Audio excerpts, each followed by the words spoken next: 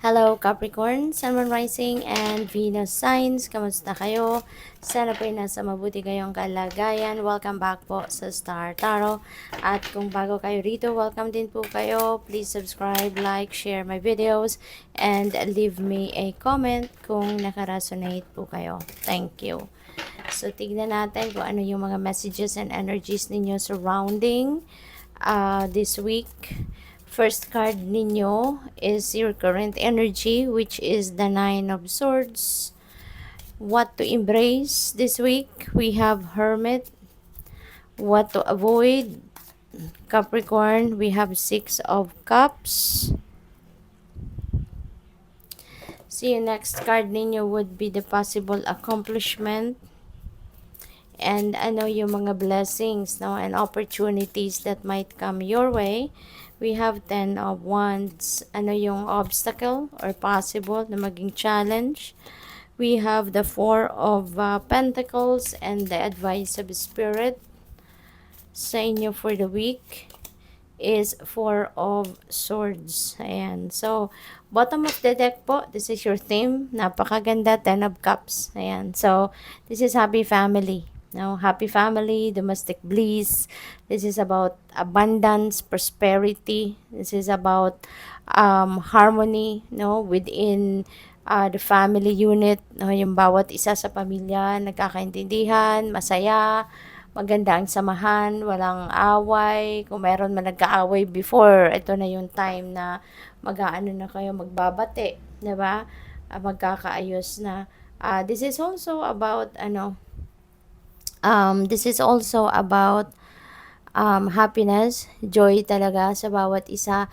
At baka meron ditong pagtitipon, reunion, no? Maaring merong pagtitipon ng pamilya or magkakaibigan, no? So, yun ang maaaring maganap sa linggong ito.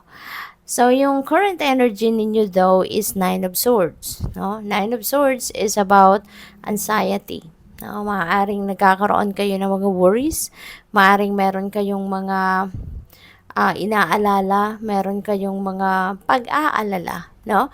Na maaaring related sa pamilya, no? Maaaring meron kayong kapamilya na ipinag-aalala mo, maaaring ganon. And this could be something na hindi pa naman nangyayari, baka ina-anticipate mo lang or baka iniisip mo lang na what if ganito, no? Yung mga ganon. And sana wag na lang ninyong isipin, no, kung ano man yung mga possible na scenario na maaaring mangyari kasi magagawa nyo pang iwasan siguro yan. Kasi the more na iniisip ninyo or nag-anticipate kayo ng pwedeng maging problema, most likely ma-attract ninyo yan, no? Imbes na yan ay maitaboy ninyo, imbes na yan ay ma-avoid pa ninyo, baka lalong dumating yan, lalong ma-manifest ninyo yan because always remember na kung ano yung nasa isip natin, 'di ba? That translates in our 3D reality. Kaya sana be aware of what you think, be aware of what you feel, 'di ba? Kasi 'di ba, what you think is what you create. 'Di ba? Kaya sana iwasan niyo na lang yung mga negative thinking, iwasan niyo yung self-prophesying kasi 'di ba? Mas gusto lang natin na maging maayos lang ang lahat. Gusto lang natin na maging maganda ang lahat. So think better, think good, think happy thoughts. Okay? Para happy and positive situations, experiences ang ma-attract ninyo towards you. Okay? So, anong kailangan ninyong i-embrace? This week is the Hermit energy. Hermit is about solitude. This is about reflection, introspection, contemplation. Ito yung time na iniimbitahan kayo na mag-ano lang kayo, stillness, 'di ba? Mapag-isa, spend time by yourself, spend time alone, 'di ba? Mag-me time muna kayo kasi baka mahaba ng panahon, no, ang pagod ninyo, mahabang panahon na kayo ay laging busy, maaring hindi kayo nagkaroon ng oras, no, or ample time para kayo ay makapagpahinga man lang. So, maaari, no, na kailangan nyo nang yan gawin sa ngayon na mag-replenish kayo ng lost energy ninyo. Kaya kailangan, ano, na mag-ano ka muna, step back ka muna sa kung ano man ang inyong pinagkakaabalahan, kahit saglit lang, give yourself time to rest. Mag-me time kayo para at the same time makapag-reflect kayo, makapag-re-evaluate kayo of what is happening in your life. Kasi baka din, no, baka meron din kayong mga sitwasyon na naguguluhan, meron din kayong mga uh, iniisip, no, na hindi ninyo mahanapan ng sagot, hindi ninyo makita yung clear direction kung saan kayo patungo. So, mag-me time kayo. Okay, tune into your intuition so that you will be guided at tap into your soul, no, because your soul knows what is best for you right now. Okay, so anong kailangan ninyong iwasan? We have the 6 of Cups. So, yung dapat ninyong iwasan naman sa panahon nito is yung yung stagnant energy, you know?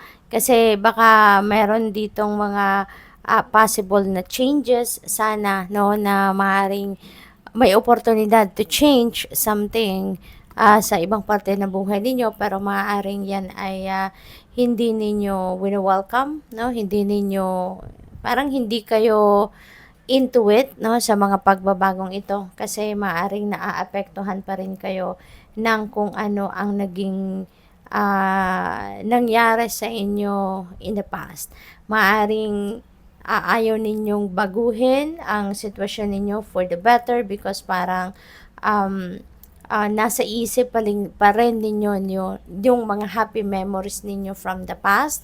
Kaya instead na kayo ay mag-move on na, kayo ay mag-move forward na sa buhay habang may opportunity, baka napipigilan kayo, no, na mag-take action towards this change na nandito, na nagpe-present, no, sa inyo sa ngayon, kasi parang nanghihinayang pa kayo sa mga masasayang araw, masasayang kaganapan sa buhay ninyo in the past, no?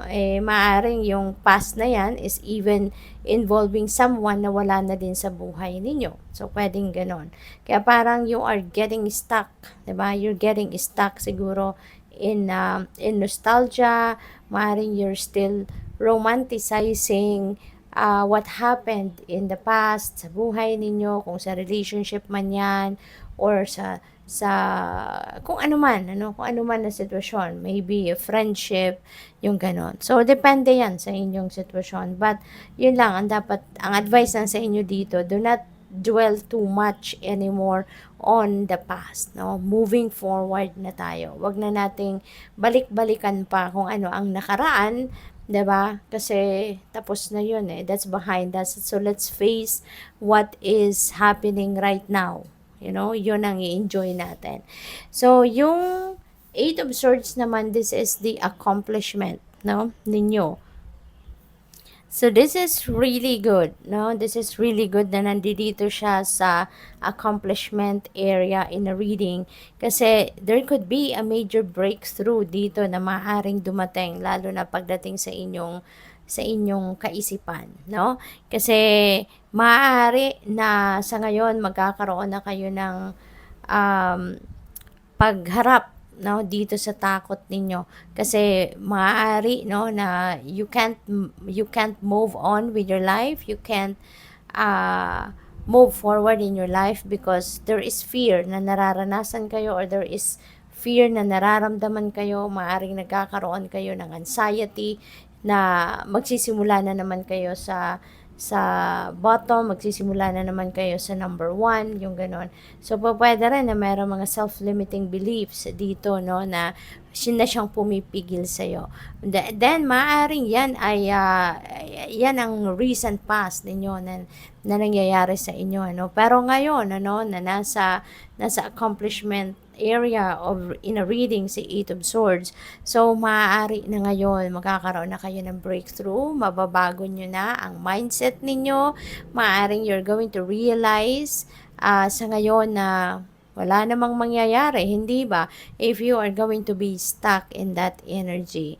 Kaya maaaring ngayon haharapin mo na itong lahat ng takot, lahat ng pagdududa, lahat ng yung procrastination, kung ano man ang dahilan ng pagpo-procrastinate ninyo, maaring ngayon haharapin nyo na yan at mau-overcome ninyo yan. No? So, maaaring marirealize ninyo sa ngayon since you have hermit. So, maaari talaga na magninilay-nilay at magmumuni-muni kayo at maiisip ninyo na, oo nga, I am just wasting so much time, effort, and energy by staying in that energy na walang progress kasi natatakot, nagpo-procrastinate or nagdududa kayo sa sarili ninyo or for whatever reason, hindi kayo nagmo-move on sa buhay ninyo or nagmo-move forward. So, maaaring ngayon, yan ay ma-overcome nyo na. No? So, congrats and good luck.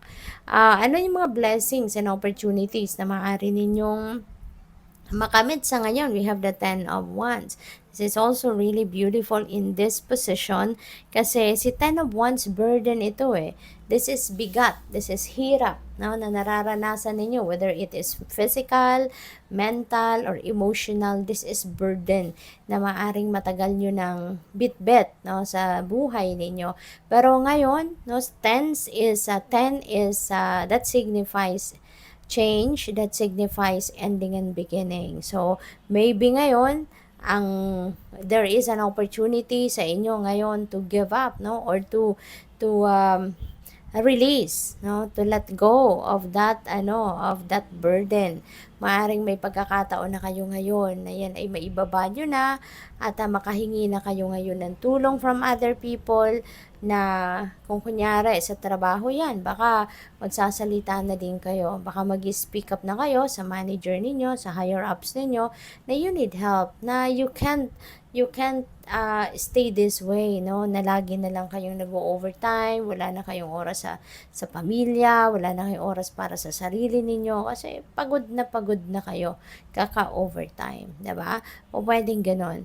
Or kung sa pamilya man ito, baka sobra-sobra na yung ginagawa ninyo, obligation, responsibilidad sa pamilya. So maybe now is the time that you're also going to speak up and maybe hihingi din kayo ng tulong sa iba. Baka meron pang ibang miyembro ng pamilya that can contribute, diba?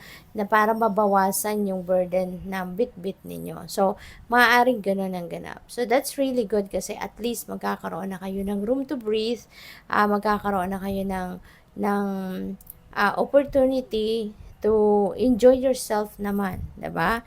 So, ang possible na maging obstacle ninyo is 4 of Pentacles. Ayan. So, this is a savings, diba? Managing your money wisely. So, maaaring magkakaproblema kayo dito sa pag-iipon, pagtatabi ng pera kasi si Capricorn very generous. Very generous kayo, napakamatulungin ninyo, napaka-giving ninyo. You are such a compassionate person. Kaya kung ano ang meron kayo, nag-share kayo. Kung ano ang pwede ninyong itulong, in any shape or form, nagbibigay kayo, tumutulong kayo.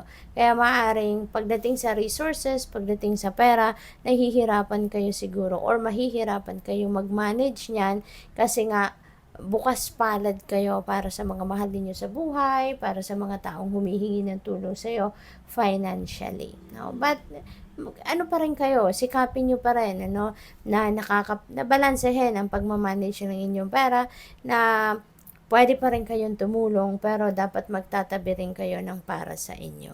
Okay? So, anong advice sa inyo ng Spirit, no? For the week, we have the 4 of Swords. Ayan. So, feeling ko dito, it's either stressed out kayo, physically, mentally, and emotionally, and also spiritually.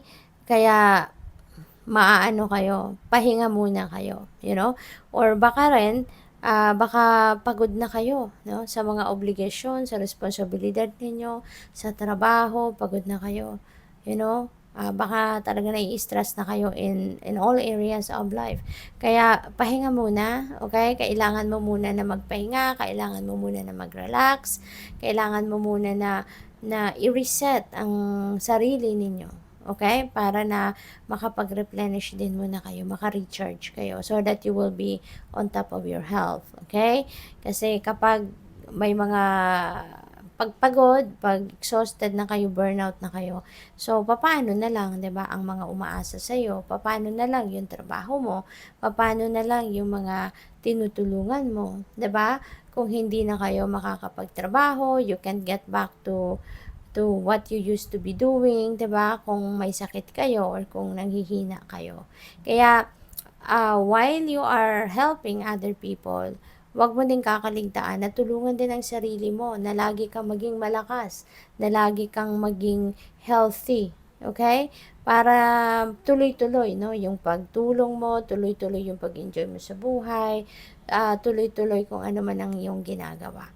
Okay? So, while you are helping other people, while you are taking care of other people, also, isingit mo din ang sarili mo. Also, take care of yourself. Okay? So, tignan natin kung ano ang inyong final message. We have so the light. Speak your truth.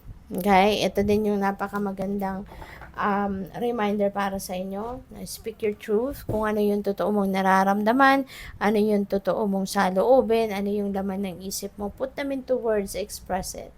Okay? Express it. Kasi mahirap na din, no, na kinikimkim mo yung sama na loob mo, kinikimkim yung tampo mo, kinikimkim ang galit mo. 'Di ba?